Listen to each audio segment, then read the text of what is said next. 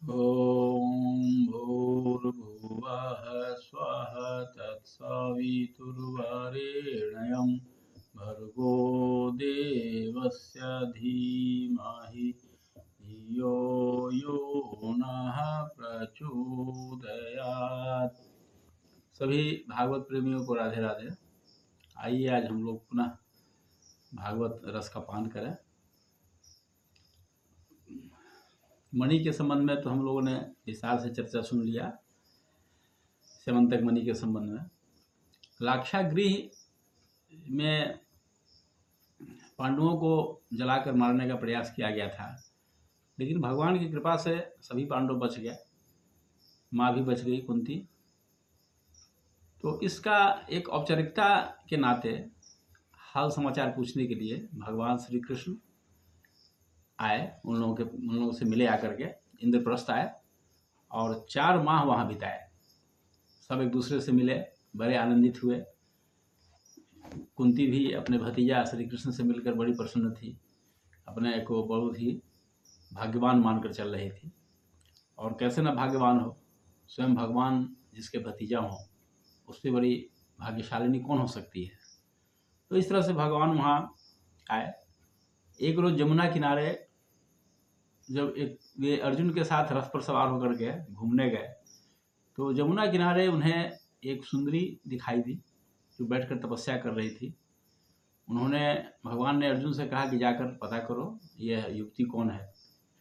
अर्जुन गए वहाँ और उन्होंने पूछताछ किया, तो उसने बताया कि मैं सूर्यपुत्री कालिंदी हूँ और मैं श्री कृष्ण को पति के रूप में स्वीकार करने के लिए ही तपस्या कर रही हूँ। देखिए कितनी बड़ी बात है, भगवान वहाँ खड़े हैं, उनकी साधना सफल हो गई कालिंदी की। भगवान ने उसे स्वीकार किया, उनकी तपस्या पूरी की और उसको रथ पर बैठा करके इंद्रप्रस्थ लाए।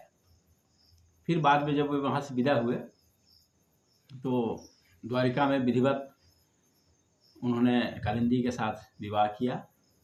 पूरे द्वारिका में हर्ष की लहर दौड़ गई। उसके बाद द्वारिका लौटने के बाद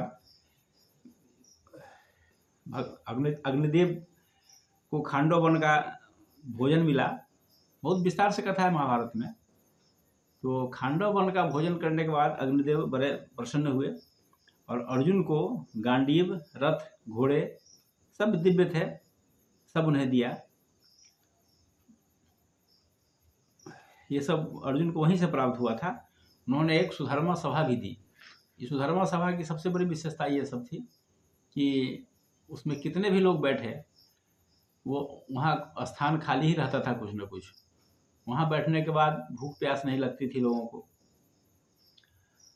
और वहीं एक ऐसा स्थान ये सब मैं का ही बनाया हुआ था कि उस सभा में बैठने के बाद भूख प्यास तो लगती ही नहीं थी।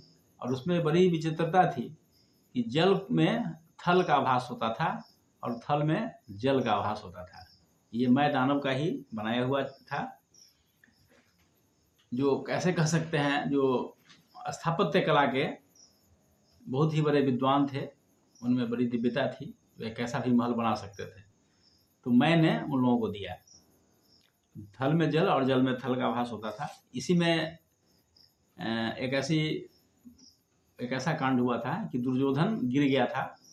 उसने समझा कि स्थल है और वो पानी था, जल को स्थल समझ लिया और चलने के क्रम में वह गिर गया। ये बड़ी लोकप्रिय बात है, सब जानते हैं।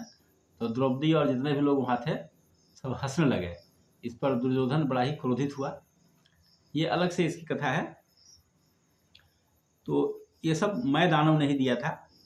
उसके बाद भगवान ने उज्जैन में मित्रविंदा को हर लाए और उनसे विवाह किया। फिर उन्होंने भद्रा से विवाह किया। ये मध्य प्रदेश से लक्ष्मणा को भी लाए, उन्होंने उससे विवाह किया। कौशल से राजकुमारी सत्या का विवाह किया। इनका शर्त था, उनके पिता का शर्त था कि 7 खूंखार बैलों को जो नाथ दे उसी के साथ सत्या का विवाह होगा। तो इस तरह से भगवान ने सभी खूंखार बैलों को नाथा और सत्या से विवाह किया। यही उनके शर्त था।